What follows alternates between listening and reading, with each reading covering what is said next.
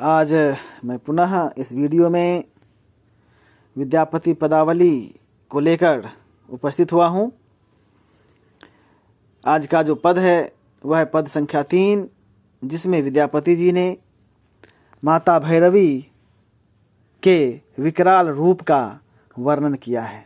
मंगलाचरण की शैली में उन्होंने माँ भैरवी को याद किया है और इस पद में उन्होंने माता के उस विकराल रूप के माध्यम से अंततः लोक कल्याणकारी जो उनका रूप है उसको प्रस्तुत करने का प्रयास किया है। कवि कहते हैं, जय जय भैरव असुर भयाउनी पशुपति भामिनी माया सहज सुमति बड़ दियो गोसाउनी अनुगति गति तुअ पाया। कहते हैं, हे माता भैरवी, असुरों को भय प्रदान करने वाली माता, आप पशुपति अर्थात शिव की भामिनी हैं, आप महामाया हैं। आप सहजतापूर्वक हमें सुमति का वरदान दीजिए, ऐसी मति दीजिए, ऐसा वरदान दीजिए हे गोस्वामिनी कि मैं आपका सेवक बन जाऊं। आपका सेवक बनते हुए मैं आपकी जो दया है उसका आकांक्षी बन जाऊं, आपका दया पात्र बन जाऊं, और ऐसा होकर ही हमारी गति हो पाएगी, अर्थात हमें मोक्ष की प्राप्ति हो पाएगी। हे माता, आप सदा मुझ पर अपनी कृपा बनाए रखें, अपने शरणों से लगाए रखें। आगे कहते हैं, माता का उस रूप का वर्णन करते हुए कि बासर रैनी सबासन शोभित चरण चंद्र मणि चूड़ा। कहते हैं कि आप बासर अर्थात दिन, रैनी अर्थात रात, दिन और रात सबासन सबके आसन पर बैठी रहती हैं। आप सबों के आसन पर बैठकर सुशोभित लगती हैं। आपके चरणों में चंद्र मणि यानी मणियों से युक्त, चंद्रमा की छटा से युक्त चूड़ा पहनी हुई हैं। आपके पैरों में वह जो चूड़ा है, वह जो गहना है, वह दैदीप्यमान हो रहा है, चंद्रकांति से आभूषित हो रही। आगे कहते हैं, कतौक दैत्य मारी मुह मेलत कतौ उगिल कैल कूड़ा।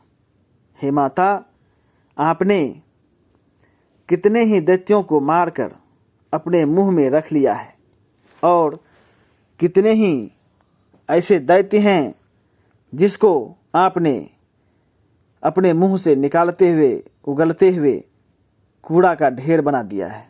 आपने कूड़ा किया है। आगे कवि कहते हैं, सामर वरन नयन अनुरंजित जलद जोग फूल कोका।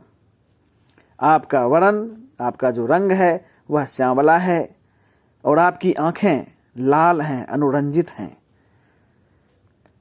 लग रहा है जैसे कि बादलों के बीच लाल कमल खिला हुआ हो।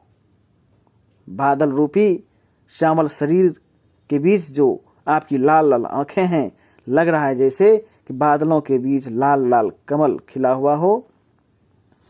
कट कट विकट ओठ पुट पाडड़ी लिधुड़ फैन उठ फोका।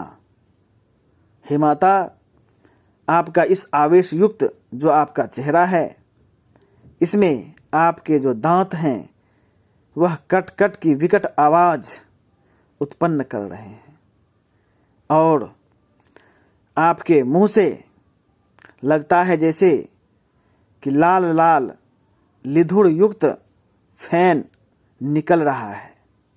आपने उन राक्षसों का जिस तरह से मान मर्दन किया है, उसको जिस तरह से आपने अपने मुंह के अंदर डाला है, उसके रुधिर का पान किया है, वह जो विकराल रूप है आपका, वह अत्यंत डरावना और भयानक है। घन घन घनय घुंघुड़ कत बाजय, हन हन कर तु काता। हे माता, आप जब चलती हैं, इस आवेश युक्त जो आपका भाव है, इस आवेश के साथ जब आप आगे बढ़ती हैं, तो आपके पैरों में जो घुंघरू है वह घन घन की आवाज़ से चारों तरफ के वातावरण को गुंजायमान कर देता है। और जब आप हन हन करत व काता, और जब आप अपने काता को, तलवार को चलाती हैं, तो पूरा एकदम हनहनाहट की आवाज़ आती है, यानी वह तलवार की आवाज़ चारों तरफ दैत्यों को भयाक्रांत कर देती है।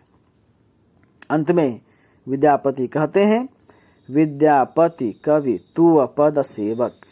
हे माता, मैं आपके चरणों का सेवक हूँ।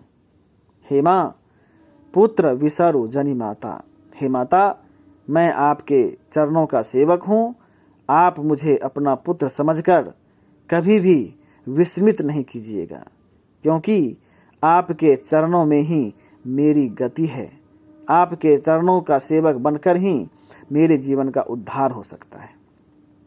तो इस पद में हमने देखा कि कवि कोकिल विद्यापति ने माँ भैरवी, माँ काली की उपासना करते हुए इसमें उन्होंने दिखलाया है कि माँ भैरवी इतनी शक्तिशाली हैं कि वे असुरों का नाश करते हुए अपने भक्तों की सदा रक्षा करती रही हैं, असुरों का मान मर्दन करते हुए लोक मंगल का विधान करती रही हैं।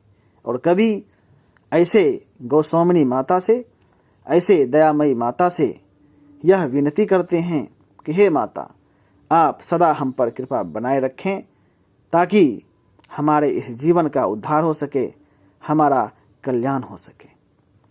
इस तरह हमने देखा कि यह जो पद है तीसरा, विद्यापति द्वारा रचित, माँ भैरवी की के प्रति जो उनके मन में श्रद्धा है, जो भक्ति है, उसे उन्होंने व्यक्त किया है। चलिए, तो हम इस वीडियो को यहीं समाप्त करते हैं।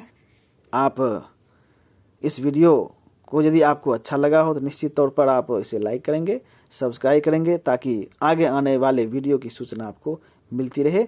धन्यवाद।